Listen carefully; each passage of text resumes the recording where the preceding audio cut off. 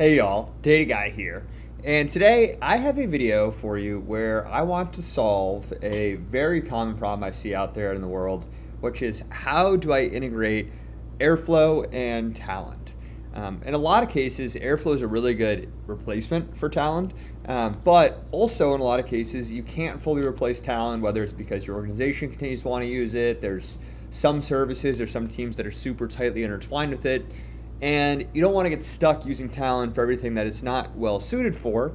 You should want to start using Airflow, and what this guide will show you is how you can actually use Airflow to manage, and by that I mean trigger your Talend jobs, get information on the status of your Talend job, so you can say, hey, based on the status of a Talend job, I want to trigger a downstream Airflow workflow, or I want to use a DAG to go and trigger a Talend job.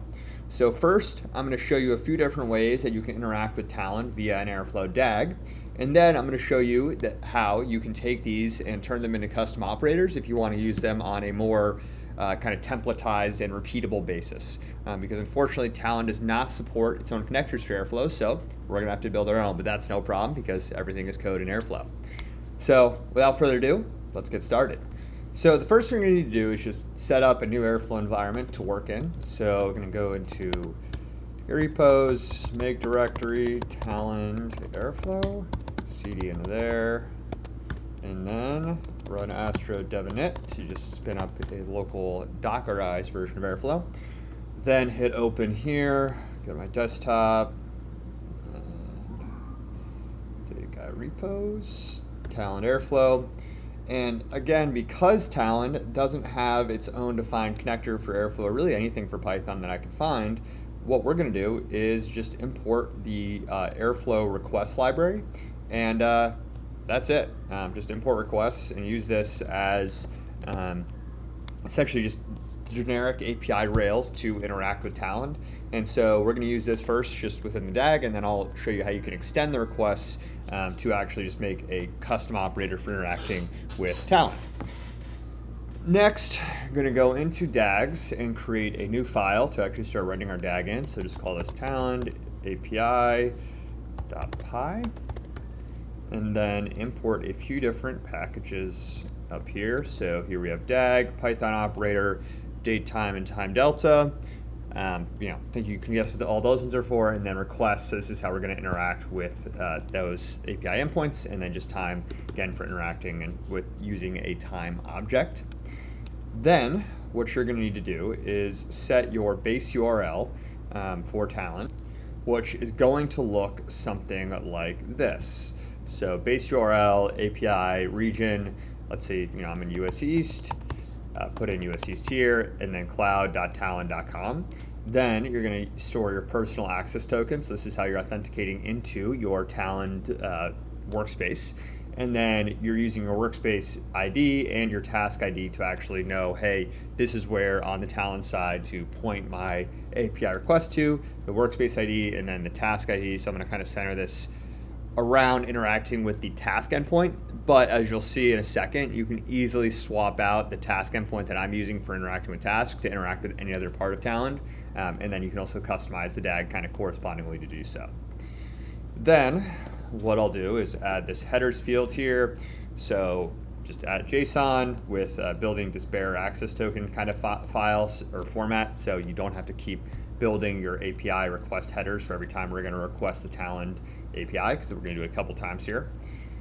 Then we're going to create our first function for triggering a Talend task.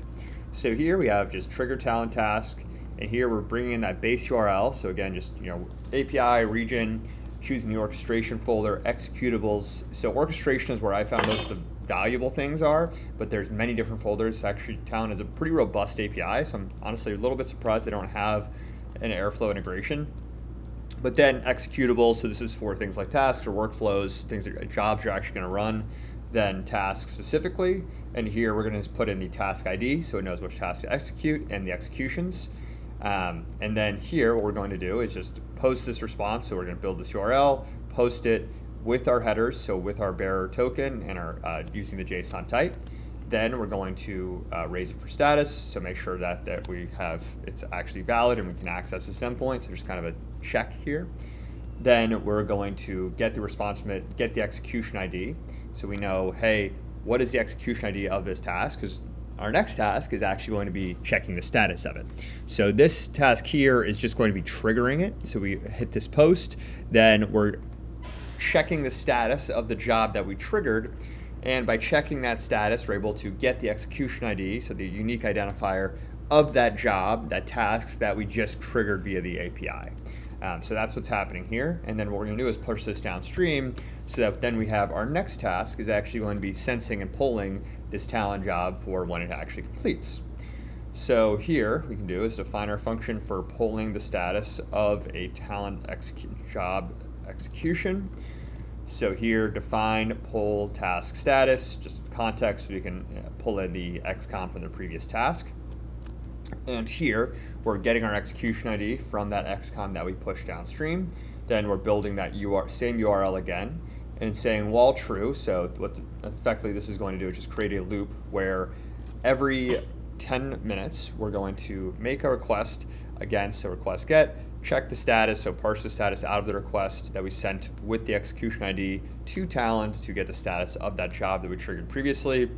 If the status is succeeded, break this task and complete it as successful, and then move on to the next task.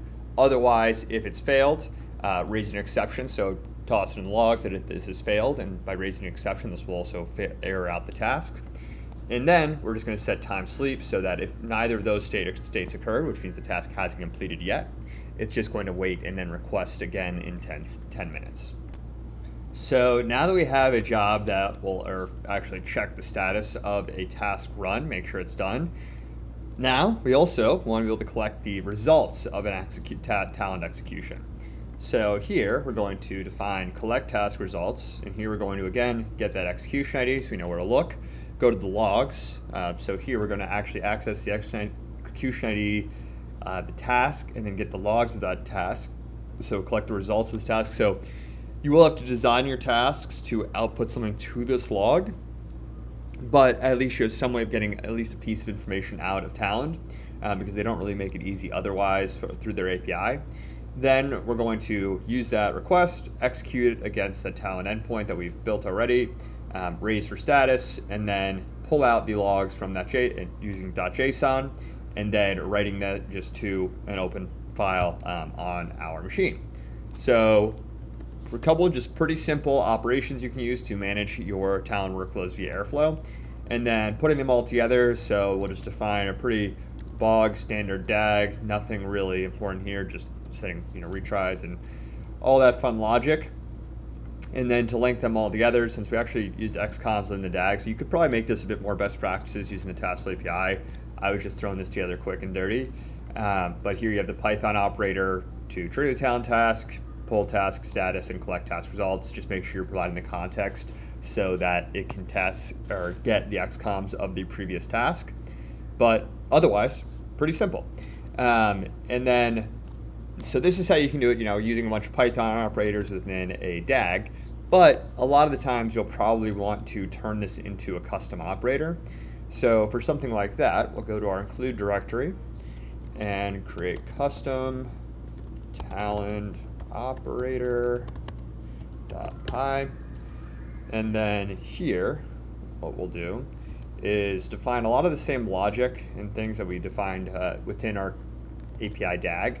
But here we're going to import the base operator. So we're going to extend this off of the base operator, use the decorators for applying defaults. So just easier way to handle default values when defining the task.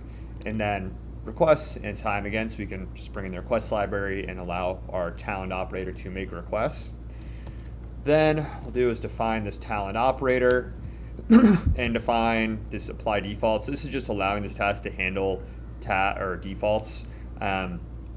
In this case, the default values, so these are going to be just your authentication values. So base URL, personal access token, workspace ID, task ID, and also headers. So the ability to bring these all in as variables and then easily apply them within the different operations. Then we're going to define a trigger task function. So here, this is just exact same logic we defined within that DAG, but just in more a custom operator style. Then again, we have pull task status, pretty much the same thing, but just as a custom operator, so templatized so that you can reuse it. And then results as well, so collecting results. So here, collecting results for Talend task execution. And then finally, just define a function to actually execute the operator. So really just allowing you to use the operator here. And this is just defining your unique execution ID, things like that. And that's really it. So what this task will do is, also this will push in, you can see pushing the logs for the various, for collecting results and execute as well. And then to use this within a DAG, so here, I'll just make a quick example of how to use this Talend custom op.py. You can just do something like this. Bring in your Talend API configuration details again, import from include / so just import it from your include directory, and then you can use this Talend operator to execute your different operations. And yeah, so that is pretty much all I have for you today. I just wanted to show you how you can both interact with Talend just via Airflow, and then also how you can take those operations, templatize, and make them more extendable across your organization. So I hope you've enjoyed this video. I hope you have a great rest of your day. Data Guy out.